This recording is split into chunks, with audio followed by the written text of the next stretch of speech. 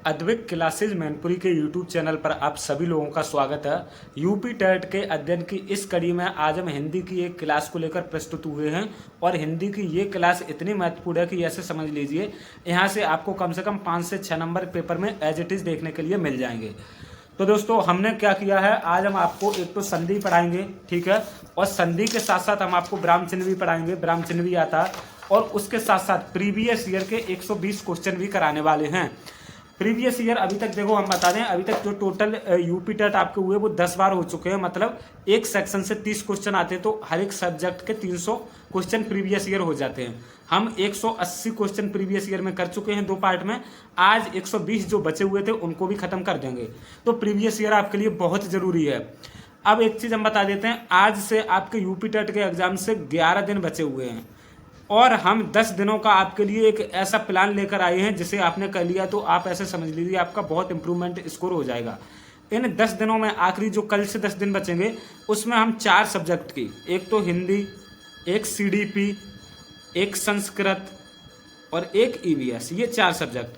तो इन चारों सब्जेक्ट के हम क्या करेंगे, एक एक तो मैराथन क्लास दिया करेंगे। तो हमारी 10 दिन में हर एक सब्जेक्ट की 10-10 तो मैराथन क्लास हो जाएंगी। और इसके साथ साथ हम हर एक सब्जेक्ट के 100 क्वेश्चन आपको एमसीक्यू वाले भी कराएंगे, क्योंकि सिर्फ थ्योरी पढ़ना इंपॉर्टेंट नहीं है, एमसीक्यू लगाना बहुत जरूरी है। एमसीक्यू नहीं लगाओगे तो ऐसे समझ लो पेपर आप अच्छा नहीं कर पाओगे, ठीक है। और हाँ, जिनको नहीं पता उनको हम बता देते हैं कि ये जो हम पढ़ा रहे हैं ये हमारा जो एक्सपीरियंस है 11 बार टेट के एग्जाम्स को निकालने का है, उसके बाद पढ़ा रहे हैं। हमने 11 बार टेट का एग्जाम निकाला है, जिसमें जो राजस्थान में रीट होता है तो रीट का हमारा बेस्ट स्कोर 127 नंबर है 150 में से। और यूपी टेट जो हमने 2021 में दिया था लास्ट, तो वहाँ पे हमारा स्कोर 116 नंबर था 150 में से, जबकि सी टेट में जो 2021 में दिया उसमें 120 नंबर का है। तो विभिन्न सभी टेट को मिला लेते हैं, 11 टेट हमने क्वालिफाई किए हैं और इसी एक्सपीरियंस के आधार पे पढ़ा रहा हूँ। बाकी हमारे नोट्स वगैरह भी सब बने हुए रखे हैं, अगर आपको नोट्स चाहिए इस तरीके के सभी विषय के तो आप मैसेज कर सकते हो। चलो हम अपनी इस क्लास को शुरू करते हैं, क्योंकि हमारे पास टाइम नहीं है और इसीलिए हम आपको इस तरीके से पढ़ा रहे हैं जिससे कम समय में बहुत ज़्यादा चीज़ें कवर हो जाएं, ठीक। हाँ, तो हम नोट्स का नंबर बता देते हैं, 80 77 33 59 92। इस नंबर पर अगर नोट्स चाहिए तो भी कर सकते हो और कोई किसी भी सहायता की ज़रूरत है तो इसी नंबर पे आप मैसेज कर सकते हैं व्हाट्सएप पे। चलो ज़्यादा समय नहीं लेते हैं, अभी 2 मिनट ही हुए हैं, अब हम अपनी क्लास को शुरू करते हैं। तो यूपी टेट 2017 तक का करा दिया था। अभी आपके 4 पेपर होंगे इस क्लास में, 2018, 2019 और 2020 में हुआ नहीं, 2021 में हुआ था 3 और एक 21 वाला कैंसिल होकर री एग्जाम हुआ था, तो वो 21 के 2, 18-19 के 2। तो इस तरीके से 4 पेपर हम लगाएंगे इस क्लास में।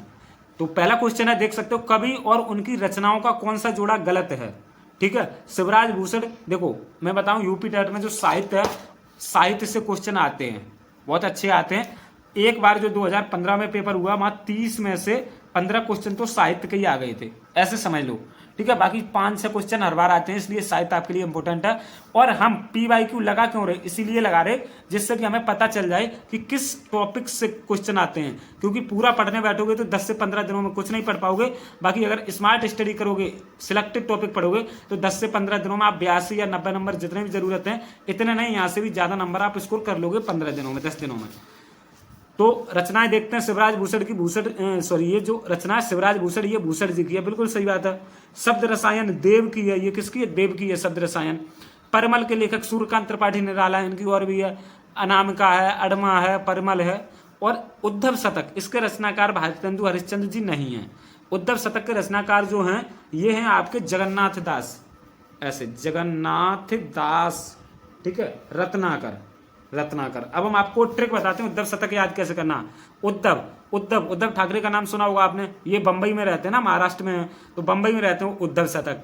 तो बंबई में रहते हैं और बंबई में क्या है, बंबई में समुद्र है, समुद्र। तो समुद्र का पर्यायवाची रत्नाकर होता है या नहीं है, बताओ। रत्न होते हैं उसमें, तो समुद्र का पर्यायवाची रत्नाकर है, ऐसे मैंने याद किया था, ठीक है। तो उद्धव जब भी आएगा तो मुझे समुद्र याद आता है जिसका पर्यायवाची रत्नाकर। तो 2 चीजें याद हो गई। इसी तरीके से हम स्मार्ट स्टडी करते हुए पढ़ेंगे, जिससे कि बहुत ज़्यादा हम पे बोझ ना पड़े। बाकी आप लोगों को मैं फिर इतना बताना चाहूँगा कि थोड़ा सा 1 मिनट का समय दीजिए, ज़्यादा नहीं। अगर आपके पास 8 दिन भी हैं तो अपनी हिम्मत बिल्कुल मत हारना। आप 8 दिन में भी यूपी टेट को बड़े आराम से पास कर जाओगे, क्योंकि यूपी टेट इतना टफ होता ही नहीं है जितना आपने सोच रखा।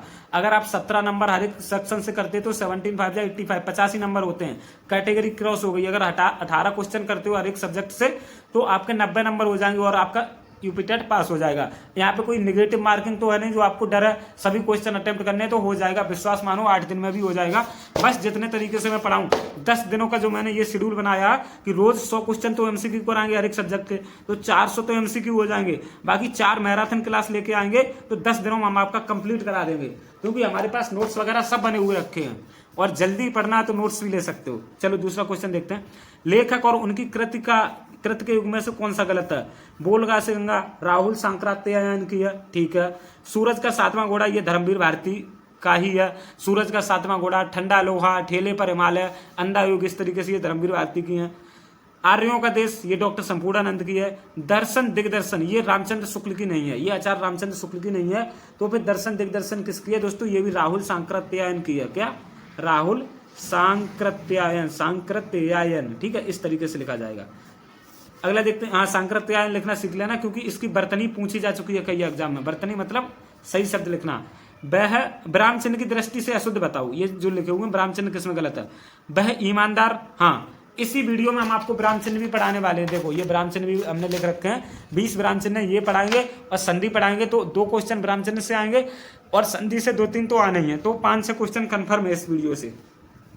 वह ईमानदार, परिश्रमी, कर्मठ और मृदवासी है, ठीक है, क्योंकि ईमानदार के बाद कोमा लगा, परिश्रमी के बाद भी कोमा लगा, कर्मठ और ईमानदार, मृदवासी। और अगला देखते हैं। उसके पास धन, वैभव, नौकर, चाकर आदि सब कुछ थे, तो ये भी सही है, क्योंकि धन वैभव के बीच में योजक चिन्ह है और नौकर चाकर के बीच में भी योजक चिन्ह है। ये हम आपको अभी पढ़ा देंगे थोड़ी देर बाद। योजक चिन्ह क्या होता है? अल्प, अर्ध, पूर्ण, प्रश्न, आश्चर्य, विस्मय आदि ये सब चिन्ह होते हैं ब्राह्म चिन्ह, तो ये सब ये हम आपको पढ़ा देंगे। हाँ, मेरा यही विचार है, तो यही गलत है, क्योंकि हाँ के बाद कोमा नहीं लगा, हाँ के बाद कोमा लगेगा, मतलब ये आपका लगेगा ब्राह्म, ठीक है। तो यहाँ पे आप अल्प ब्राह्म लगाओ। हाँ, मेरा यही विचार है। बाकी आप हमारे घर आना चाहते तो आइए, ठहरना चाहते तो ठहरिए, ये भी सही है। तो इसको लगा दो टिक आप। इधर ये गलत है और इधर ये गलत है। कौन सा शब्द भिन्न अर्थ और प्रकृति का, ये बताओ। तो चिरंतन, शाश्वत, सनातन, अधुनातन। तो चिरंतन, शाश्वत और ये सनातन, ये जो 3 शब्द हैं दोस्तों, ये एक कोटि के हैं, मतलब एक ही तरह के हैं, क्योंकि अधुनातन का मतलब आधुनिक होता है, जबकि ये सब प्राचीन या पुराने समय से रिलेटेड है, तो अधुनातन अलग हो गया। अब देखते हैं आगे। अर्वाचीन का शब्द का विलोम शब्द क्या होगा? तो अर्वाचीन का प्राचीन होगा, ठीक है, कोई कठिन नहीं है, सरल है। बाकी विलोम शब्द याद कर लेना, इसका मतलब विलोम भी पूछे जाते हैं। व्याकरण की दृष्टि से अशुद्ध शब्द क्या है? बिरहड़ी, ग्रहड़ी, विभीषण या जगतगुरी। तो व्याकरण की दृष्टि से दोस्तों बिरहड़ी गलत लिखा है। बिरहड़ी शुद्ध कैसे लिखा जाएगा? बिरहिनी, बिरहिनी, इस तरीके से, बिरहड़ी इस तरीके से लिखा जाता है, ठीक। तो बस यही है कि पढ़ते रहिए, मेहनत से पढ़िए, 14-15 घंटे भी पढ़िए, पूरे दिन वीडियो देखो या नोट्स पढ़ो, पढ़ते रहिए। पेपर हो जाएगा 8 दिन बाद, बस खत्म, टेंशन खत्म हो जाएगी। बाकी सुपर टेट भी आ रहा। गलत युग देखो, लुटिया डूबना मतलब सारा काम चौपट हो जाना, तो ये बात तो बिल्कुल सही है दोस्तों, लुटिया डूब गई तो सारा काम चौपट हो गया। सब्ज बाग दिखलाना, हरा भरा करना नहीं। सब्ज बाग दिखलाने का होता बहलाना, फुसलाना, हरा भरा करना नहीं होता। मुट्ठी गर्म करना, रिश्वत देना होता है। माई का लाल साहसी व्यक्ति होता है। तो आपको उम्मीद करते हैं बहुत अच्छी तरीके से समझ आ रहा होगा, और बिल्कुल भी समय व्यर्थ यहाँ पे नहीं करते हैं, बिल्कुल टू द पॉइंट बात करेंगे जो हमारे आने वाले हैं एग्जाम, जो पेपर में क्वेश्चन आने वाले हैं। इसके साथ हमने हिंदी के 2 और वीडियो बनाए हैं, उनमें प्रीवियस ईयर हैं, तो वो प्लेलिस्ट आप देख लेना, हिंदी PYQ करके, हिंदी PYQ इतना देख लो, हिंदी कंप्लीट हो जाएगी, यहाँ से बाहर नहीं जाएगा आपका, ठीक है। अब देखो अगला क्वेश्चन। मेरी भवबाधा हरो राधा नागरी सोई, जातन की झाई पर श्याम हरित दुत होई। इसमें अलंकार कौन सा है? तो दोस्तों अलंकार आ जाते हैं ज्यादातर, आपके 1-2 अलंकार तो पूछ ही लिए जाते हैं। तो दोस्तों इसमें अन्योक्ति, यमक, श्लेष, रूपक, तो कौन सा अलंकार है बताओ? तो इसमें क्या है? एक तो रूपक अलंकार है और इसमें श्लेष अलंकार है, 2 अलंकार हैं। बाकी अलंकार के चैप्टर को अभी हम नहीं एक्सप्लेन करेंगे, हम थोड़ी सी ट्रिक बता देते हैं कैसे करोगे, क्योंकि अलंकार चैप्टर थोड़ा बड़ा है। अलंकार जो होते हैं 3 प्रकार के होते हैं, कितना? देखो, एक होता आपका शब्द अलंकार, जिसमें शब्दों में अलंकार होता है, वो शब्द अलंकार। एक होता अर्थ अलंकार, जिसमें अर्थ में अलंकार होगा, वो अर्थ अलंकार होता है। एक होता उभय अलंकार, ठीक है। अगर हम अलंकार की डेफिनेशन देखते हैं तो ये दो शब्दों से मिलकर बना अलम, अलम धनकार, अलंकार में अलम उपसर्ग, अलम धनकार, ठीक है। जिस तरीके से आभूषण, अलंकार का अर्थ क्या होता है, मतलब क्या होता है, शाब्दिक अर्थ आभूषण।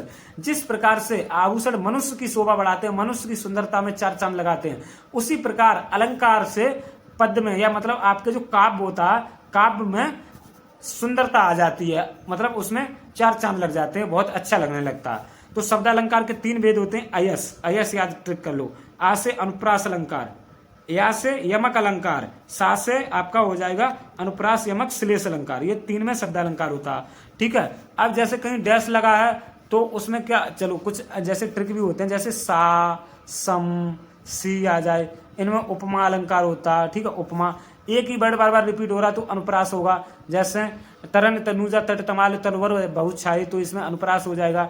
यमक क्या होगा, यमक बता देते हैं, जब एक ही शब्द दो बार आए और उसका अर्थ अलग अलग हो तो यमक हो जाता है। जैसे काली घटा का घमंड घटा, ये मैंने पहले भी बताया था, फिर भी यही बताएंगे, क्योंकि अगर हम उदाहरण चेंज कर देंगे तो दिक्कत हो जाएगी। घमंड घटा, तो घटा शब्द एक ही है लेकिन अलग अलग अर्थ है। काली घटा मतलब जो आपकी काली घटा बादलों वाली होती है वो, और घमंड घटा मतलब उसका अहंकार चूर चूर हो गया, ये यमक है।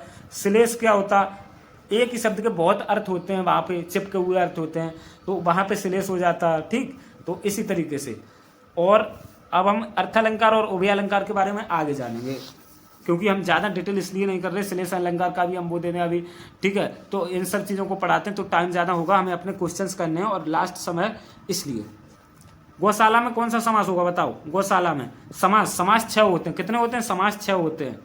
एक बार फिर से बताते हैं समास की ट्रिक क्या, अब तक दे दो, समझ लो किसी को रुपए दिए तो अब ये बोलोगे अब तक दे दो, आज से क्या हो जाएगा, अव्ययी भाव समास। अव्ययी भाव, ये ट्रिक मैंने ही बनाई है, कहीं नहीं मिलेगी। अव्ययी भाव समास। बा से क्या है, बहुब्रीहि समास, बहुब्रीहि समास, बहुब्रीहि समास। ता से क्या हो जाएगा, तत्पुरुष समास।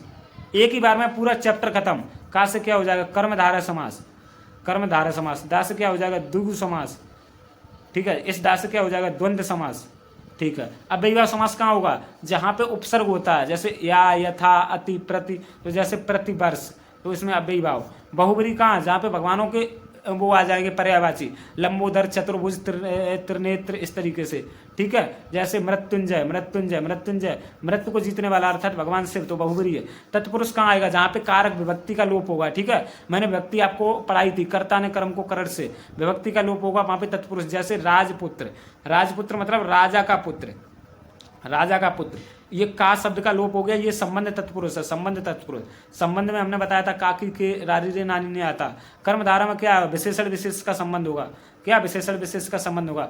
जैसे हम यहाँ पे विशेषण, जैसे नील कमल, हाँ नील कमल, नीला कमल, नीला है विशेषण और कमल है यहाँ पे विशेष, विशेषण विशेषण का संबंध, विशेष विशेषण का संबंध है वो कर्मधार है। दुगु, जहाँ पे संख्यावाची पद होगा, जैसे चौराहा, तिराहा, ठीक है, वहां पे दुग हो जाएगा। द्वंद्व कहाँ होगा, जहाँ पे योजक चिन्ह आएगा, जैसे माता पिता, और शब्द यहाँ पे लोप हो जाता, माता और पिता लगा दो, ठीक है। घर, घर और बार, इस तरीके से, ठीक है। रात और दिन, ठीक है, इस तरीके से यहाँ द्वंद्व हो जाएगा, ठीक है।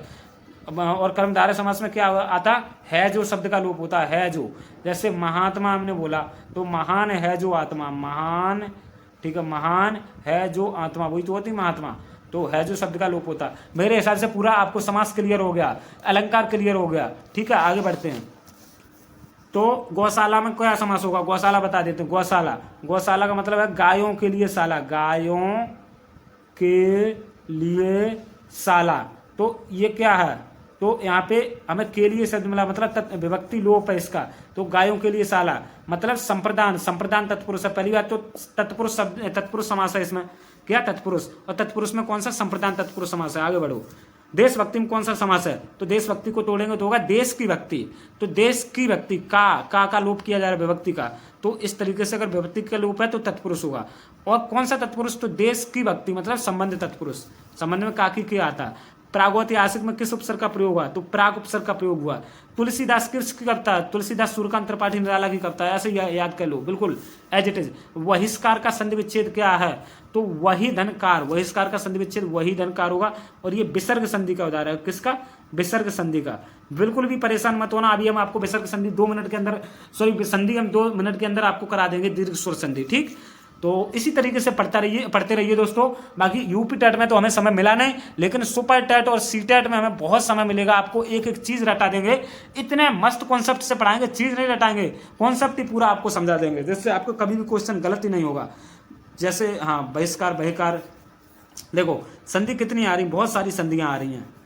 विसर्ग संधि है। वैदेही वनवास किसकी रचना है? तो वनवास आ गया, वनवास। वनवास से कौन गए थे? राम जी। तो राम जी कहाँ रहते थे? अयोध्या। तो देखो यहाँ पे अयोध्या आएगा। वैदेही वनवास अयोध्या सिंह उपाध्याय हरिऔध की रचना किसकी? ये लेखक का नाम है इतना बड़ा, अयोध्या सिंह उपाध्याय हरिऔध। तो अगर अयोध्या सिंह उपाध्याय को उपनाम पूछा जाए तो हरिऔध होता है, याद कर लेना इनका पूरा नाम।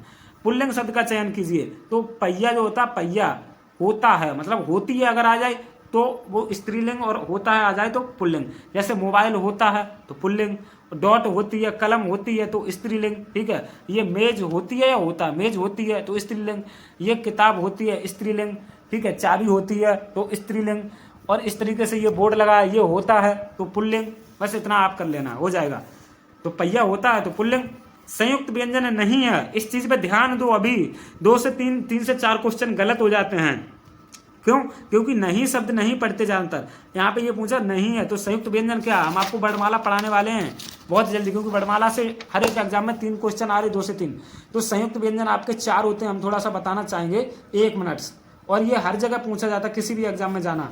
छा क्षत्रिय, त्रा त्रिशूल, ज्ञा ज्ञानी और श्रा श्रमिक, ये 4 संयुक्त व्यंजन होते हैं आपके। छा क्षत्रिय ये का धन सा से मिलकर बना, त्रा त्रिशूल है ता धन रा से मिलकर बना, ज्ञा ज्ञानी है जा धन वहां से मिलकर बना, श्रा श्रमिक सा धन रा से मिलकर बना। इस तरीके से ये 4 संयुक्त व्यंजन है। ये इनका बड़ विच्छेद कर दिया। तो छा क्षत्रिय का पूछा जा सकता है, याद कर लो। या इसका ऐसे भी किया जा सकता है, कैसे? ये सा षटकोण है, इसमें भी आ सम्मिलित है तो आ निकालो। कैसे? का धन सास, आ निकाल लिया इसलिए हलंत लगा दिया और आ यहाँ पे आ गया, ठीक है। इस तरीके से भी आ सकता। कंफ्यूज मत हो जाना। ता धन रा धन आ, त्रा हो जाएगा। जा धन वा धन आ, क्योंकि हम आ इसलिए लिख रहे हैं क्योंकि हर एक व्यंजन में आ जो है वो सम्मिलित रहता होता। अब हम अगर इसके नीचे हलंत लगा देंगे तो आ निकल गया। अब ये आधा वर्ड हो गया। सा धन रा धन आ, इस तरीके से भी आ सकता है, ठीक है। या ऐसे आ जाए या ऐसे आ जाए, कैसे भी कंफ्यूज मत होना, मैंने दोनों तरीके से बता दिए। तो अब संयुक्त व्यंजन कौन सा नहीं? या यज्ञ नहीं है, छाछत्री त्रिशूल ज्ञानी तो है, और श्रा श्रमिक भी होता है। तो मैं ऐसी उम्मीद कर रहा हूँ आपको ऐसा किसी ने नहीं पढ़ाया होगा। इतने कम समय में टू द पॉइंट जो हम पढ़ा रहे हैं कोई नहीं पढ़ा रहा होगा। ये बड़ी बड़ी चार्ट के द्वारा हम पढ़ा रहे हैं, जिससे आपका समय बिल्कुल भी व्यर्थ ना हो। देख सकते हो ये सारी चार्टें आपको मिल जाएंगी सिर्फ 200 रुपये में ही। हमने आपके लिए ये रखी है स्कीम 80 77 33 59 92। इस नंबर पे मैसेज करते हो, सिर्फ 200 रुपये में ये सारी चार्ट और यूपी टेट के नोट्स आपको मिल जाएंगे। मृत्युंजय पद में समास अभी मैंने बताया था। मृत्युंजय मतलब ये मृत्युंजय मतलब भगवान को मृत्यु को जीतने वाला। तो भगवान शिव के बारे में कहा जाता उन्होंने मृत्यु को जीत लिया, इसलिए बहुब्रीहि समास है। जब समास कुछ ना समझ में आए तो बहुब्रीहि ही लगाया जाता है। जब समासों में कई जगह पे कंफ्यूजन होता है, 2 समास हो रहे होते हैं, तो बहुब्रीहि को प्राथमिकता देना आप। अलंकार शब्द में क्या उपसर्ग है? अलम है। अलम मैंने बताया था, अलम धन कार से मिलकर अलंकार बनाया, अभी बताया था। यह पुस्तक किसकी है? मैं यह क्या है? यह तो यह सार्वनामिक विशेषण है, एक वचन है या स्त्रीलिंग है? क्या बताओ? अब मैं आपको थोड़ा सा टाइम देता हूं, आप खुद सोच के बताओ यह क्या है। चलो अब हम बताते हैं। यह सार्वनामिक, देखो ये क्या है? यह की ये पूरी डेफिनेशन है। यह सार्वनामिक विशेषण है और एक वचन भी है यह, क्योंकि बहुवचन तो है नहीं, बहुवचन होता तो ये होता, और स्त्रीलिंग भी है। अब कैसे? देखो अब मैं बता देता हूँ सार्वनामिक विशेषण कैसे है। सबसे पहले विशेषण कितने तरीके के होते हैं? 4 तरीके के। याद करो, गुणवाचक, प्रमाणवाचक, ऐसे याद करो, सब अपने उंगलियों पे रखो। गुणवाचक, प्रमाणवाचक, संख्यावाचक, संख्यावाचक विशेषण, और एक होता है सार्वनामिक विशेषण। सार्वनामिक विशेषण, ये 4 विशेषण के प्रकार हैं। अब इसमें क्या? गुणवाचक में गुण होता है, जैसे खट्टा, मीठा, काला, गुड़, रंग, दशा, बोध वगैरह गुणवाचक में जाते हैं। प्रमाणवाचक में क्या जाएगा? नापने तोलने की वस्तु, ठीक है। संख्यावाचक में क्या जाएगा? जो संख्या होती है 3 4 5। सार्वनामिक विशेषण में क्या जाएगा? संज्ञा से पहले जो शब्द, जो सर्वनाम शब्द आएंगे वो सार्वनामिक विशेषण होंगे, ठीक है। तो मैं यहाँ पे शब्द क्या है? यह पुस्तक, पुस्तक तो संज्ञा, देखो तो पुस्तक से पहले यह लगा है तो ये सार्वनामिक विशेषण है, ठीक। इसलिए बाकी विशेषण के प्रकार, वो सर्वनाम के भेद जो होते हैं वो 6 होते हैं। पुरुषवाचक, निश्चयवाचक, अनिश्चयवाचक, प्रश्नवाचक, निजवाचक, और एक क्या प्रश्नवाचक, निजवाचक, और संबंधवाचक, इस तरीके से 6 सर्वनाम होते हैं। और सर्वनामों की अगर संख्या पूछ ले तो 11 होती है। क्या? 11। मैं, तुम, आप, यह, वह, जो, सो, कोई, कुछ, कौन, क्या, इस तरीके से 11 हमने पूरे बता दिए। ठीक, सर्वनामों की संख्या 11, सर्वनामों के भेद या प्रकार 6, और सार्वनामिक विशेषण मतलब जब संज्ञा हो, संज्ञा से पहले कुछ भी लग जाए। जैसे मेरा नाम अमित है, ठीक है, तो यहाँ पे लग गया वह अमित, तो वह क्या हो गया? सार्वनामिक विशेषण हो गया। ठीक है, ये चीज है। तो मैं ऐसी उम्मीद करता हूं, बिल्कुल टू द पॉइंट हम चल रहे हैं अपनी स्टडी की तरफ, और इसी तरीके से 10 दिनों तक करेंगे तो हम सब कुछ समझ जाएंगे, सब कुछ सीख जाएंगे। तो यह क्या है? सार्वनामिक विशेषण है, क्योंकि पुस्तक से पहले लगा। एक वचन है, क्योंकि यह पुस्तकें तो लिखा नहीं, पुस्तक लिखा है तो एक वचन है। स्त्रीलिंग क्यों? क्योंकि पुस्तक होती है, पुस्तक होती है। ठीक, तो यह इसलिए एक स्त्रीलिंग है। विश्लेषण का विलोम क्या है? तो विश्लेषण का विलोम संश्लेषण होता है। हम सब लोग जानते हैं, विलोम पूछे जा रही है हर बार, तो आप विलोम शब्द जरूर याद कर लेना, मैं तो यही कहूंगा। अब ये देखो, जिनका उच्चारण ऊपर के दांतों पर जीभ लगने से होता है, देखो जिनका उच्चारण ऊपर के दांतों पर जीभ लगने से होगा उन्हें क्या कहते हैं? उन्हें दंत वर्ण कहते हैं। क्या? दंत। तो ये वर्णमाला का टॉपिक है, जहां पे कंठ, तालु, मूर्धा, दंत, ओष्ठ ये होते हैं। और ये दंत वर्ण कौन कौन से होते हैं? का, कंठ, तालु, मूर्धा, दंत, का, चा, टे, ता वाला वर्ग, ता, था, दा, धा, ना, इस तरीके से ये वाला जो वर्ग है ये दंत वर्ग होता है। ठीक है, ऊष्म व्यंजन कौन से? अभी मैंने आपको ऊष्म व्यंजन बताए थे, देख लेते हैं। नहीं, अभी आपको संयुक्त व्यंजन बताए थे। ठीक है, अब मैं बता देता हूँ। का से लेकर माँ तक क्या होता है? ये होता है स्पर्श व्यंजन। 25 याद कर लो, स्पर्श व्यंजन। का कबूतर से लेकर माँ मछली तक 25 होती है इनकी संख्या। माँ मछली बाद क्या आता? या, रा, ला, वा, या, रा, ला, वा। तो ये 4 वर्ड कौन से हो गए? या, ग्रारा, लाल, डूबा, अंथस्ता, अंथस्त वर्ड हो गई ये। ठीक है, इनका उच्चारण अंदर से होता है, इसलिए अंतर। वावक के बाद क्या आता? सा, सा, सा, हा। ये हो गए आपके ऊष्म वर्ड। कितने सरल हैं, सीधे लाइन तार लगे, ऐसा नहीं कहीं रैंडमली उठा लिया जाए, नहीं, लाइन तार लगे हैं। हाल हो गया। अब छा, छत्री, त्रा, त्रिशूल, ज्ञानी, श्रमिक, ये 4 हो गए संयुक्त वर्ड। देखो हो गया पूरा, का कबूतर से यहाँ तक, क्योंकि आ से लेकर अंगा तक तो हम लोग स्वर बोलते हैं। ठीक है, बाकी 11 स्वर होते हैं, अंग और आहा को अयोगवा बोलते हैं। फिर का कबूतर से श्रमिक तक मैंने बता दिया। का से माँ तक स्पर्श व्यंजन, इनकी संख्या 25 होती है, इन्हें वर्गीय व्यंजन भी कहते हैं। ठीक है, यार अलावा अंतस्थ वर्ड होते हैं, सा ऊष्म वर्ड होते हैं, छाछत्री, त्रिशूल, ज्ञानी, श्रमिक संयुक्त वर्ड होते हैं। वर्णमाला में वर्णों की संख्या 52 होती है, बाकी 53 भी हो चुके हैं, लेकिन अभी तक 52 ही है। और स्वरों की संख्या 11 होती है, और व्यंजनों की संख्या 33 मानी गई है। क्यों मानी गई वो भी हम बता देते हैं। 25 तो ये स्पर्श हो गई, 4 अंतस्थ हो गए 29, और 4 ऊष्म हो गए 33, बस। उसमें संयुक्त वर्ण नहीं माने गए हैं वर्णमाला में। क्यों? क्योंकि जब हम संस्कृत में माहेश्वर सूत्र पढ़ते हैं तो माहेश्वर सूत्रों में इनका जिक्र ही नहीं है, संयुक्त वर्णों का, इसलिए।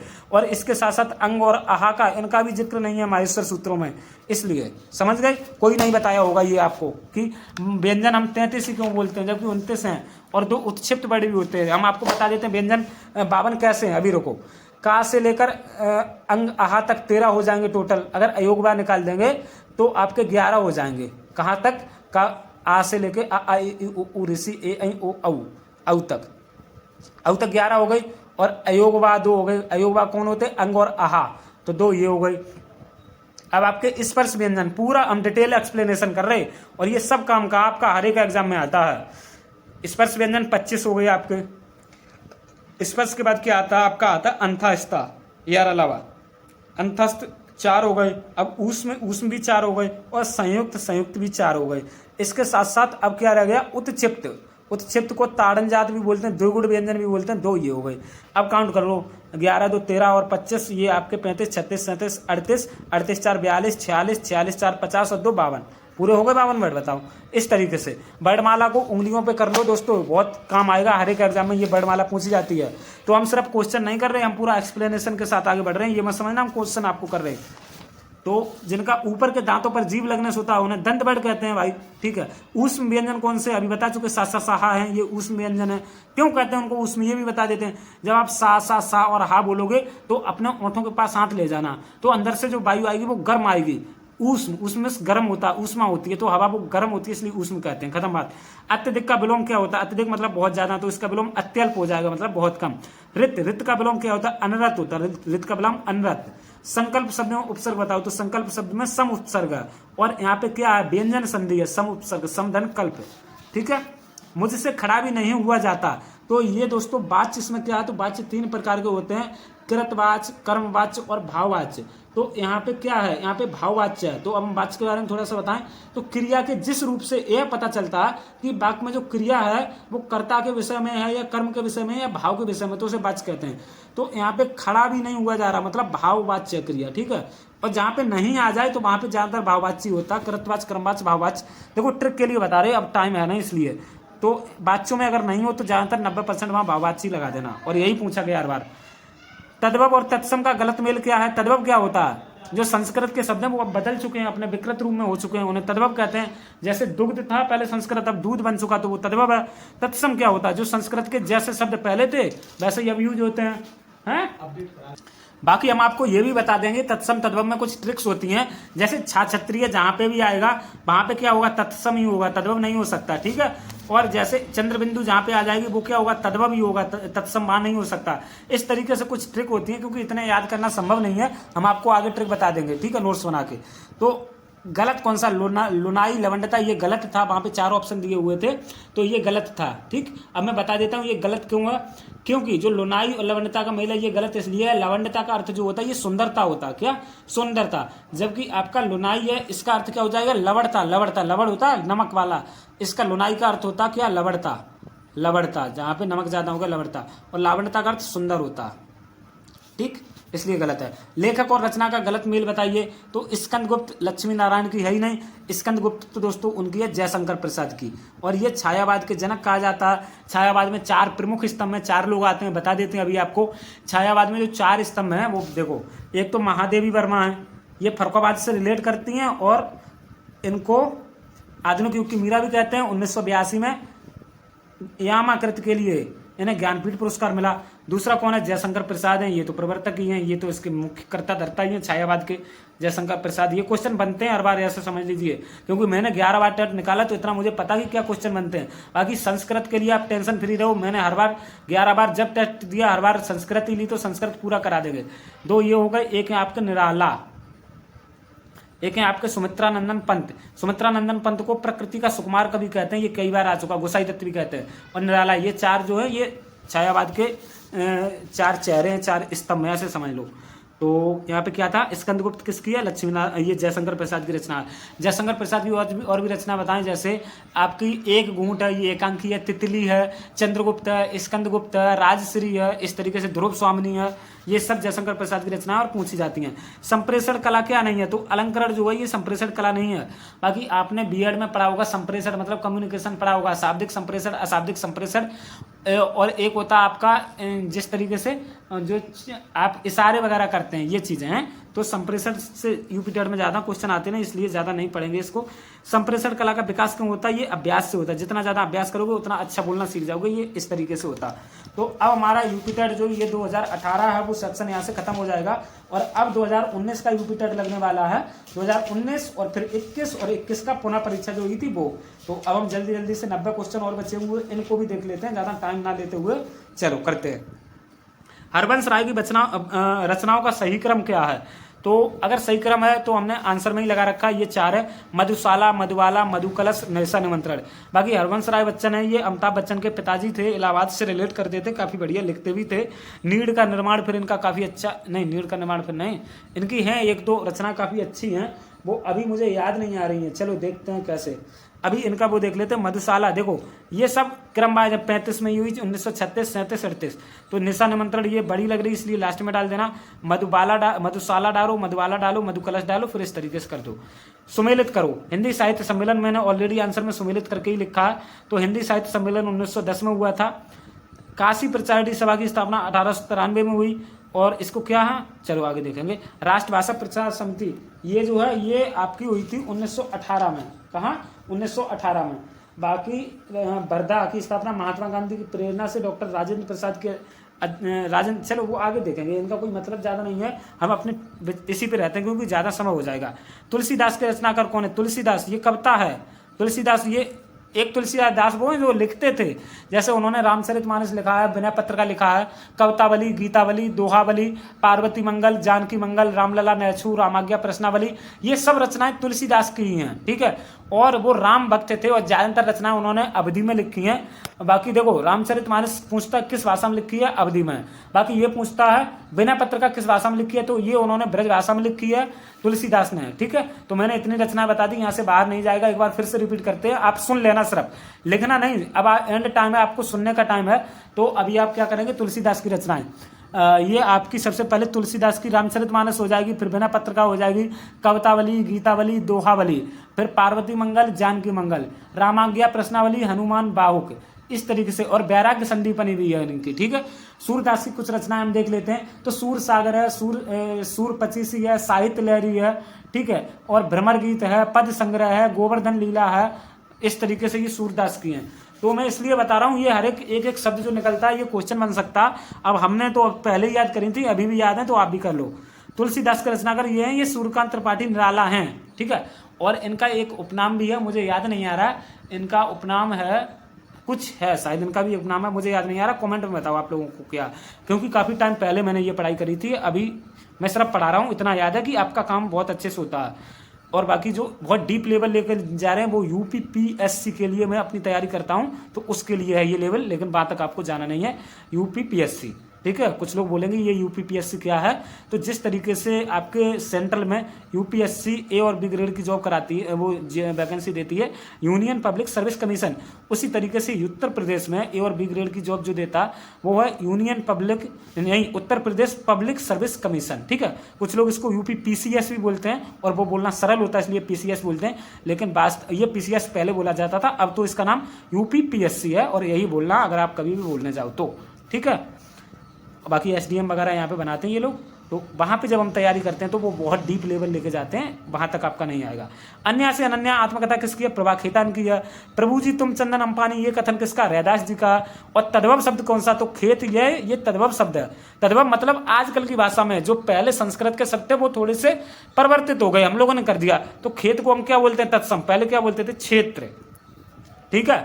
जो आपके संयुक्त वर्ड हैं उनका उपयोग तत्सम में ज्यादा होता है। छा छत्री तथा त्रिशूल ज्ञान सरस्वती, तो क्षेत्र को खेत बोलने लगे हम। जैसे अभी हम खीर बोलते हैं, खीर, तो पहले इसका तत्सम क्या है, क्षीर, क्षीर को हम खीर बोलते हैं, क्षीर तत्सम है, खीर तद्भव है, ठीक है। तो मैं ऐसी उम्मीद करता हूँ आपको बहुत अच्छा लग रहा होगा पढ़ने में, बहुत ही अच्छा लग रहा होगा। हम जल्दी जल्दी करते हैं। कौन सा शब्द देशज है, तो धड़ाम शब्द देशज है। देशज शब्द वो शब्द होते हैं जिनका कुछ उत्पत्ति का पता नहीं चलता, जैसे धड़ाम हो गया, ये आपका खिड़की हो जाएगा, ठीक है, खिचड़ी हो जाएगा, लोटा हो जाएगा, इस तरीके से ये जो शब्द हैं ये देशज शब्द कहलाते हैं दोस्तों, हैं।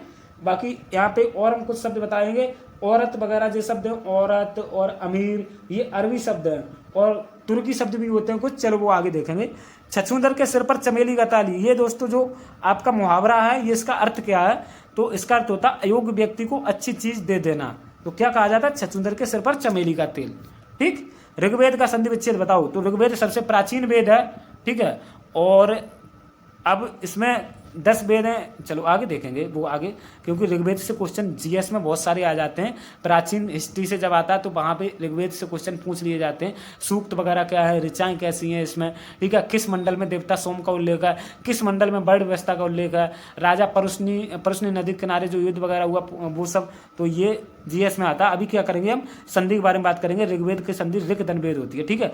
आप बीती शब्द में समास क्या है, तो आप बीती को तोड़ो, तो आप पर बीती, आप पर बीती, तो पर आ गया तो मतलब बीती, तो यहाँ पे क्या है, विभक्ति का लोप हो गया, विभक्ति का लोप हो रहा तो तत्पुरुष समास है। कौन सा तत्पुरुष है, तो पे पर, तो ये अधिकरण, अधिकरण जो विभक्ति हमने आपको बताई थी, कर्ता ने कर्म को करण से के द्वारा संप्रदान के लिए अपादान से अलग होना, संबंध काकी के रारी रे नानी ने, अधिकरण में क्या कहता है, मैं पे पर, ये आते थे। तो आप पर बीती पर है तो अधिकरण तत्पुरुष समास है। चलो आगे बढ़ते हैं अब हम दोस्तों, हैं थोड़ा जल्दी करते हैं। घोंसले में चिड़िया है, तो कारक बताओ। कारक हम पढ़ा चुके हैं, जरूर देख लेना। कारक से देखो एक पीछे भी आ चुका है, इधर भी आ चुका। तो घोंसले में चिड़िया, मैं पेपर, ये किस में होता है, अभी मैंने बताया, मैं पेपर, तो ये अधिकरण में होता है। तो मैं आ गया तो अधिकरण कारक हो जाएगा इसमें, अधिकरण कारक। कनुप्रिया की रचना कौन है? तो कनुप्रिया इंपॉर्टेंट रचना है, इसे आप स्टार मार्क कर लो, धर्मवीर भारती की है। प्लुत स्वर कौन सा? तो वर्णमाला में स्वरों के जो प्रकार है वो 3 होते हैं, ह्रस्व स्वर, दीर्घ स्वर, प्लुत स्वर। तो ह्रस्व स्वर में 1 मात्रा का समय लगा उसे ह्रस्व स्वर कहते हैं, 2 मात्रा का समय लगे उसे दीर्घ स्वर कहते हैं, 3 मात्रा को समय लगे उसे प्लुत स्वर कहते हैं, खत्म बात। और इसका उच्चारण प्राचीन काल में ही करते थे, अभी आजकल बहुत कम हो गया। जैसे हम किसी से कहें सुनो, इस तरीके से, ऐसे ओम, तो इस तरीके से ये प्लुत स्वर होता है।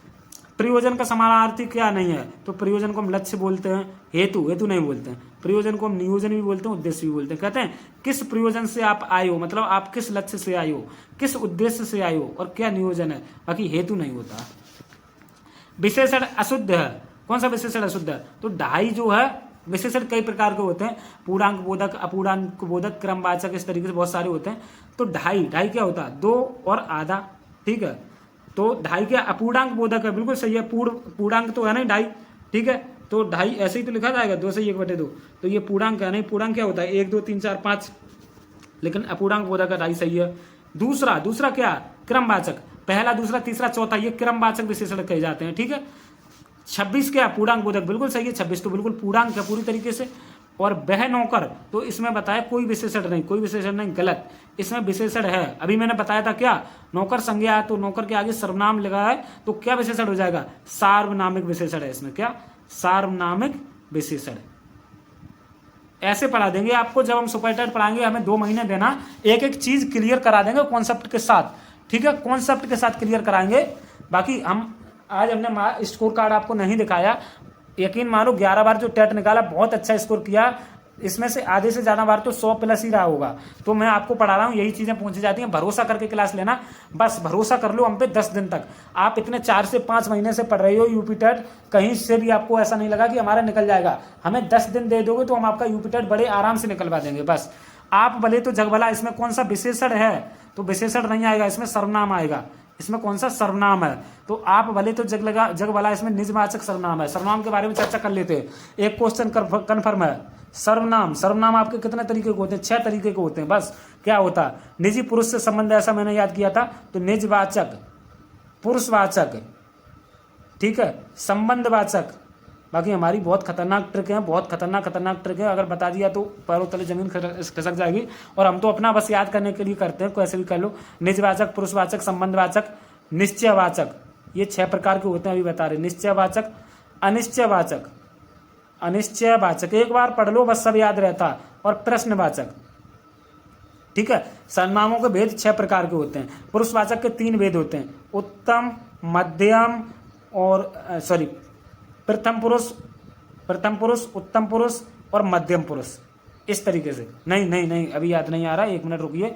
जो सर्वनाम के प्रकार होते हैं, उत्तम पुरुष, ठीक है, उत्तम तो मैं और हम होता है, मध्यम पुरुष और अन्य पुरुष, हाँ, इस तरीके से होते हैं, उत्तम, मध्यम, अन्य, ठीक है। तो यहाँ पे मध्यम में आ जाएगा जो सुनता, श्रोता मध्यम पुरुष होता है, और वक्ता जो बोलता है वो उत्तम पुरुष होता है। अन्य पुरुष जिसकी बारे में बात की जा रही है ये होता है। पुरुषवाचक 3 प्रकार के, ठीक है। तो जो आ जाए, सो आ जाए, ये सब क्या होते हैं? ये निज, जो इसमें अभी क्या है देखो, इसमें अभी देखते हैं, बाकी ज्यादा नहीं करते हैं। आप भले तो जग भला, आप आ जाए तो ये निजवाचक हो जाएगा, मतलब निजी मामला है ना। आप भले तो जग भला, ये निजवाचक हो जाएगा। बाकी सर्वनामों के भेद 6 होते हैं, और सर्वनामों के प्रकार 11 होते हैं। कितने? 11 कौन से? मैं, तुम, आप, जो, सो, कोई, कुछ, कौन, क्या। काउंट करो, 1 2 3 4 5 6 7 8 9। अब इसमें 2 रह गए हैं, मैं, तुम, आप, जो, सो, कोई, कुछ, कौन, क्या, और 2 हैं, याद नहीं आ रहा मुझे कौन से रह गए। चलो मैंने 9 बता दिए, 2 और बता देंगे, 11, ठीक है। हाँ, याद आ गया। एक क्या होता है? यह और वह भी होता है, ठीक है, यह वह होता है। ये तो आप चलो अलग अलग हैं, आगे बताएंगे। निम्न में से पुल्लिंग शब्द कौन सा है? तो पुल्लिंग कैसे छांटा जाएगा पता है? होता है लगा देना आप शब्द के आगे। तो चील होता है या होती है? होती है चील, तो ये स्त्रीलिंग हो गया। कड़ी होता है या होती है? तो कड़ी तो होती है, ये भी स्त्रीलिंग हो गया। सरसों होता है या होती है? तो सरसों भी होती है, तो ये भी स्त्रीलिंग। संतान होता है या होती है? तो संतान भी होती है, तो ये स्त्रीलिंग। तो दोस्तों ये चारों ही स्त्रीलिंग है, ठीक है। तो ये क्वेश्चन ही गलत है, क्वेश्चन गलत है, और आप बुक में देखना ये क्वेश्चन गलत है। मैं पूरे कॉन्फिडेंस से कह सकता हूँ ये क्वेश्चन गलत है। ये मैं बता दे रहा हूँ, टेट 2019 का सवाल है, तो ये पुल्लिंग वाला है, मैं बता दे रहा हूँ, आप कहीं भी देख लेना, ये क्वेश्चन ही गलत है, क्योंकि मेरा कॉन्सेप्ट बहुत तगड़ा है, मैं अपने कॉन्सेप्ट पे पूरी तरीके से भरोसा मुझे इस सब में होती आ रहा, मतलब इसमें कोई पुल्लिंग शब्द है ही नहीं, क्वेश्चन गलत दे दिया टेट वालों ने, खत्म बात। एक ये था, कुछ कविता थी बरदंत की पंक्ति ललायन बोलन की, तो इसमें रस पूछा गया था, तो पूरी कविता लिखना मुश्किल था। इसमें वात्सल्य रस है, रस के बारे में हम आपको बता देते हैं। रस की संख्या कितनी होती है? 8 होती है। रस के जनक कौन है? भरत मुनि है, ठीक है। और ये जो रस है इनका जो भरत मुनि इसके प्रणेता हैं, ठीक है। और यहाँ पे रस का स्थायी भाव पूछ लेता, करोड़ रस का स्थायी भाव क्या होता? शोक होता है, याद, स्थायी भाव याद कर लो, करोड़। हास्य रस का स्थायी भाव क्या होता? हास होता है, याद कर लो, अभी कर लो, क्योंकि आएगा ये। मुझे ये मतलब नहीं है कि आप क्या क्या याद कर रहे हैं, मुझे ये मतलब है आपका यूपी टेट क्वालिफाई होनी चाहिए। यूपी टेट क्वालिफाई होगा तो आप हमारा नाम लेंगे कि हाँ हमने सर से पढ़ा था तो हमें हेल्प मिली, ये चीज़ें आएंगी, इसलिए हम आपको पढ़ा रहे। कोई भी टीचर अगर अभी तक आपको इतने सीरियस होकर पढ़ाता तो आप एक महीने में उस स्थिति में होते कि 90+ नंबर ले आते, लेकिन कोई टीचर चाहता ही नहीं है, वो सीधा अपना कोर्स मैचिंग और पढ़ाते हुए निकल जाते। अरे एक्सप्लेनेशन करो, 4 बार करो, कैसे नहीं समझ में आएगा, ठीक है। उन्हें कुछ मतलब नहीं आप सीख रहे या नहीं सीख रहे, बस कोर्स बिच गया, खत्म बात। 5-5 हज़ार रुपए का कोर्स बेंच लेते हैं, 10-10 हज़ार का, और सिखाने की तरफ बिल्कुल भी ध्यान नहीं होता। करोड़ का स्थायी भाव क्या? करोड़, इधर रस लिख रहे हैं हम, इधर स्थायी भाव लिख रहे हैं, ठीक है। करोड़ का शोक होता, हस का हास होता, श्रृंगार इस तरीके से लिखा जाता, श्रृंगार यहाँ पे ऐसे ही लगेगा, बस ऐसे मत लगा देना, एक और निकाल दोगे तो गलत हो जाएगा। श्रृंगार की बर्तनी ये है। श्रृंगार रस का क्या? रति होता। वीर रस का क्या होता? उत्साह होता। भयानक रस का क्या होता? भयानक का भय होता। शांत रस का स्थायी भाव क्या होता? निर्वेद होता। करुण हास्य श्रृंगार मिलकर वीर भयानक शांत बना। अद्भुत रौद्र विभत्स के कारण नवरस का श्रृंगार बना, इस तरीके से। अद्भुत, रौद्र, विभत्स। रौद्र का क्या होता? क्रोध होता। विभत्स क्या होता? जुगुप्सा या घृणा होता। अद्भुत का क्या होता? अद्भुत का विस्मय होता, विस्मय या आश्चर्य। तो आपको 9 रस बता दिए, और हमने ये 9 रसों के स्थायी भाव बता दिए। भरत मुनि ने 8 रस बताए थे, ठीक है। और भरत मुनि ने क्या कहा था? नाट्य शास्त्र इनका पूछा जाता। नाट्य शास्त्र किसकी रचना? तो नाट्य शास्त्र रचना में रस के बारे में बताया था। बाकी अब 9 हो गया, भरत मुनि ने 8 बताए थे। करुण का शोक है, हर्ष का आस है, श्रृंगार का रति है, वीर का उत्साह है, भयानक का भय है, शांत का निर्वेद है, अद्भुत का आश्चर्य विस्मय, रौद्र का क्रोध है, विभत्स का जुगुप्सा। पूरी हिंदी आपकी रिवीजन हो रही है, पूरी हिंदी का रिवीजन हो रहा है, ऐसे समझ लो। उपरोक्त पद किस कवि का? तो एक पद दिया गया होगा तो वो लिखना संभव नहीं था, तो तुलसीदास का होगा, ठीक है। उच्चारण स्थान अशुद्ध है, तो सा कौन सा अशुद्ध है? तो कंठ तालु, ये तालु से होता है, ठीक है, तालु। और देखो कैसे किया जाएगा, अब मैं बताऊं आपको, इनको मैं बताऊं, आप 5 चीजें लिख लो। कैसे 5 चीजें मैंने बताई थी? कंठ या KTM 2, KTM 2, इस तरीके से। K फॉर कंठ, T फॉर तालु, ऐसे पढ़ाते हैं हम पूरी तरीके से, मन से सब चीजें एक्सप्लेन करते हैं, जो कि क्वेश्चन छूट ना पाए। कंठ तालु, M से मूर्धा, T से दंत, O से ओष्ठ, इस तरीके से। तो कंठ से क्या क्या आता? आ आता, ठीक है। और का वर्ग आता, का वर्ग मतलब काखा गागा इंजा। और आपका आता क्या? विसर्ग, और हा आता है, तो ये विसर्ग, इसका उच्चारण होता है अकुहा, विसर्ग नहीं है, तो इतना उच्चारण कंठ से होगा। अब यहाँ से तालु से क्या होता? ए, ठीक है। का वर्ग इसमें आ गया, तो चा वर्ग इसमें आ जाएगा, चा वर्ग, ठीक है। चा चम्मच, छा चाता, जा जाना, इस तरीके से। अब यहाँ से आप पता क्या लिखना, यहाँ से आप जो सा पूछे जाते हैं, सा क्रम में लिख दो। इससे ये वाला सा आएगा, और इससे जो बीच वाला सा होता है इसके बाद ये आता है, और दंत से ये वाला, बस इस तरीके से। कंठ को छोड़ दो, फिर तीनों सा जो लिखे हुए हैं इनको वो उससे सीरियल वाइज कर लो, मतलब ये सा तालु से, ये सा मूर्धा से, ये सा दंत से। बाकी यस हमने पढ़ा था, इसको यस याद किया था, या और सा, और इसको हमने रस याद किया था, रा और सा इससे, और यस रस, और इससे को लस याद किया था, ला और सा इससे। बहुत बड़ी बड़ी ट्रिकें हैं, ये सब टीचर भी नहीं बताएंगे, मैंने खुद बनाई हैं, और अभी से नहीं, मैं काफ़ी टाइम से पढ़ रहा हूँ, तब हमने ये जाके बना पाई। तालु, ये वाला सा तालु से, ये वाला सा मूर्धा से, ये वाला सा दंत से। तो देख लेते हैं अब क्या है इसमें। ये वाला सा तालु से है, षटकोण वाला मूर्धा से होगा, ठीक है। षटकोण वाला तालब, ये गलत है, ठीक है। षटकोण वाला तालब से है, क्योंकि मूर्धा से होना चाहिए, और सा वाला दंत से होना चाहिए, सा दंत से है, और यस कंठ तालु मूर्धा। ये दो कैसे हो गए, थोड़ा सा लिखने में गलती हो गई मुझे लगता है। अब मैं एक चीज़ देख के आपको बताता हूँ क्या है इसमें। अभी तो हमारे पास देखो वो किताब नहीं है, तो ये सा तालब है, ये मूर्धन है, ये कंठ है और ये दंत है। तो कौन सा विकल्प शुद्ध है? देखो तो इसमें पता क्या आएगा, अब मैं समझ गया। चा चम्मच जो होती है का चा, ये तालु से होती है, तो ये भी कंठ से है। तो इसने ये पूछा अशुद्ध की जगह शुद्ध है, कौन सा शब्द शुद्ध है? ठीक, तो शुद्ध जो है ना वो हो जाएगा आपका ये वाला सा दंत से, क्योंकि ये वाला सा तालब होता ही नहीं है। देखो आप, जो पेट फटा है वो तालब नहीं होगा, ये मूर्धा से होता है पेट फटा। ठीक है, तो ये शुद्ध है, बाकी ये सब गलत हैं, क्योंकि ये वाला सा होता है ये तालु से होता है, और चा वर्ग जो है ये भी तालब से होता है। ठीक है, और ये पेट फटा सा है, ये भी आपका कहाँ से होगा, ये मूर्धा से होगा, तो ये शुद्ध है। ठीक है, आगे बढ़ते हैं। अशुद्ध कथन छांटिए, दो माप्राण वर्णों का उच्चारण एक साथ नहीं हो सकता, यही अशुद्ध है। ठीक है, अब मैं थोड़ा सा जल्दी चलूंगा क्योंकि टाइम काफी ज्यादा हो रहा। मेरे लड़के ने मेरी आज्ञा का पालन नहीं किया, तो लड़के के विषय में अशुद्ध विकल्प का चयन करो।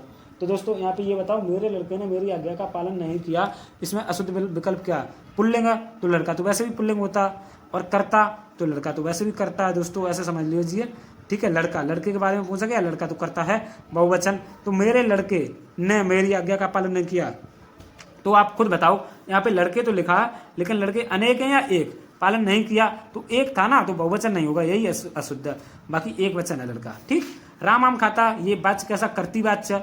वाच्य तीन तरीके के होते हैं, कर्तृवाच्य, क्रमवाच्य और भाववाच्य, ये तीन होते हैं। जो आपकी प्रधानता होती है वाच्य में, कर्ता की होगा तो कर्तृवाच्य होगा, कर्म की प्रधानता होगी तो कर्मवाच्य होगा, और भाव की प्रधानता होगी तो भाववाच्य होगा। भाववाच्य में ज्यादातर जो है ना नहीं शब्द जुड़ा रहता है, ज्यादातर, हमेशा नहीं। एक ये देखो, रहमन पानी राखिए, बिन पानी सब सून, पानी गए ना उबरे, मोती मानुष चूर। तो उस टाइम हम श्लेष अलंकार नहीं बता पाए थे, अब हम आपको ये श्लेष अलंकार बता देते हैं। श्लेष अलंकार ऐसा अलंकार होता है जहां पर एक ही शब्द के विभिन्न अर्थ होते हैं, कई सारे अर्थ होते हैं। ठीक है, तो रहमन पानी राखिए मतलब रहमन जो ये है, ये कह रहे पानी को रखिए, बिन पानी सब सून, बिना पानी के तो सब सूना होता है।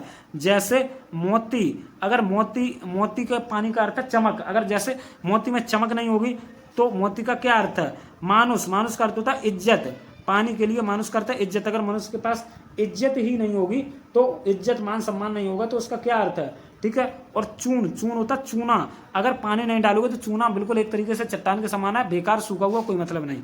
तो पानी का अर्थ तीन होता है, तीन शब्द है यहाँ पे। मोती के लिए चमक से है पानी का अर्थ, मानुष के लिए सम्मान से है, और चून के लिए चूना से है। तो श्लेष अलंकार है। निम्नलिखित में से शुद्ध शब्द क्या? अंगना, चांद, आंख, अंक। अंक ऐसे लिखा जाएगा, ठीक है, आंख भी ऐसे लिखी जाएगी, चांद भी ऐसे लिखा जाएगा, अंगना सही है। ठीक, किस शब्द की बर्तनी सही है? तो सन्निधि। इसमें से आप ये बताओ किस शब्द की बर्तनी सही है? तो अब हम आपको बता देते हैं, सन्निधि जो है इस तरीके से सही है। सा आदाना, इस पे छोटी की मात्रा और धापे छोटी की मात्रा, यहाँ पे बड़ी, धापे बड़ी की मात्रा है, और यहाँ समनिधि है, ना नहीं है, माँ मछली है, और यहाँ पे छोटी की, लेकिन यहाँ पे बिंदी रखी है इसलिए।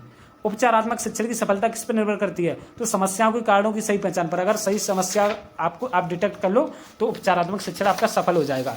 तो इस चार्ट को हम कल करेंगे, क्योंकि एक ही वीडियो को हम लंबा बनाना नहीं चाहते। अब यहाँ पर हम आपको संधि बता देते हैं और आप संधि सही हो जाएगी, क्योंकि संधि से 3 से 4 क्वेश्चन आपके यूपी टेट में पूछे जा सकते हैं। संधि जो है वर्णों के मेल को संधि कहते हैं। किसके? वर्णों के मेल को संधि कहते हैं। ये पहली चीज निकल के आती है। ठीक है, संधि का जो विलोम है ये विच्छेद होता है, वर्णों के मेल को संधि कहते हैं। ठीक है, को संधि कहते हैं। और व्यास समास किसको कहते हैं? समास कहते हैं जो शब्दों का मेल होगा उसको। संधि 3 तरह की होती है। अगर पूछा जाए संधि कितने तरीके की होती है? 3 तरीके की होती है। स्वर संधि, व्यंजन संधि, विसर्ग संधि। ठीक है, अब संधि, स्वर संधि के 5 भेद होते हैं। दीर्घ स्वर संधि, गुण, ऐसा कर लो, दीर्घ, गुण, वृद्धि, यड, अयादि। इसका पूरा नाम ये होगा, दीर्घ स्वर संधि, गुण स्वर संधि, वृद्धि स्वर संधि, यड स्वर संधि, अयादि स्वर संधि। ठीक है, तो ऐसे समझ लीजिए 80% क्वेश्चन तो स्वर संधि से ही आते हैं, बाकी 20% व्यंजन और विसर्ग संधि से आ जाते हैं। यूपी टेट में व्यंजन और विसर्ग संधि को खूब पूछा जाता है, और परीक्षाओं में इन संधियों को कम पूछते हैं, स्वर संधि ज्यादा पूछते हैं। तो दीर्घ स्वर संधि, पहले हम दीर्घ संधि के बारे में ट्रिक जानते हैं। क्या? आ ई उ की मात्रा आ जाए। ठीक है, शब्दों के बीच में आ ई उ की मात्रा आ जाए, उसे दीर्घ स्वर संधि कहते हैं। ठीक, और इसके अलावा क्या है, यहाँ पे कुछ ये लगे हुए हैं, विद्यालय। ठीक है, तो विद्यालय महात्मा। देखो यहाँ पे आ का डंडा है, यहाँ पे भी आ का डंडा, तो बड़ा बताया था, बड़ी ई की मात्रा आ जाए, बड़ी की मात्रा, बड़ी की मात्रा बीच में, ऊ की मात्रा आ जाए, बड़ी ऊ का यहाँ पे, इस तरीके से। तो दीर्घ संधि होगी, इस तरीके से पहचान लेना आप। आ ई ऊ की मात्रा आएगी। गुण संधि में क्या, एक मात्रा चढ़ी होगी बड़े के ऊपर, एक, जैसे ए और ओ की मात्रा, जैसे नरेश महेश महेंद्र महोत्सव, महोत्सव में ओ की है, परोपकार में ओ की है, नरेश महेश में ए की है, तो ये गुण संधि है। वृद्धि संधि क्या है, इस पे दो मात्रा ऊपर होंगी शब्द पे, मतलब ऐ और ऊ की मात्रा होगी, तो सदैव, एक एक, महेश्वर, बनौषधि, महोषधि, दो मात्राएं हैं। देखो इस तरीके से दो मात्राएं हर किसी में। यह संधि में क्या होगा, या वारा के पहले आधा वर्ड होता है। देखो इनकी ट्रिक बहुत बढ़िया है हमारे पास, लेकिन अभी समय नहीं है। आ ई ऊ इसमें आता, गुण संधि में क्या, आइए, आ धन ई बराबर ए, आओ, आ धन ऊ बराबर ओ हो जाता है, इस तरीके से। वृद्धि संधि क्या है, आए आई, आओ औ, और एयर संधि क्या है, एयर संधि है यवर। चलो आगे देखेंगे हम, आपको डिटेल में है ना, ये आगे बताएंगे। आए आए, अब यहाँ पे हो जाता, अब एवर यहाँ पे होता है, ठीक है। तो एयर संधि की ट्रिक का है, या वार आके पहले आधा वर्ड होगा, जैसे स्वागत, अत्यंत, इत्यादि, अत्याचार, अत्यधिक, प्रत्येक, आधा वर्ड है तो एयर लगा देना। अयादि संधि क्या है, सामान्यतः 3 अक्षरों के शब्द आते हैं, नयन, नायन, गायन, गायक, भवन, पवन, पावन, इस तरीके से ये अयादि होती है। आय आय, अब इसमें आता है, जैसे नयन, अयारा, नयन, अयान, नायन, मतलब आय, आय आ रहा है इसमें, ठीक है, इस तरीके से। तो आज के इस वीडियो को यहीं पे समाप्त करते हैं। बाकी आप नोट्स ले सकते हो 80 77 33 59 92, ठीक है, इस नंबर पर मैसेज करके ले सकते हो। सिर्फ 200 रुपये में सभी नोट्स मिल जाएंगे। और इसी तरीके से सभी विषयों की कल से क्लासेस चालू हो जाएंगी। 10 दिन बचे हुए आखिरी, उन 10 दिनों में आपका काम तमाम यूपी टेट का हम खुद ही कर देंगे। बाकी मिलते हैं कल अगले वीडियो में, तब तक के लिए धन्यवाद।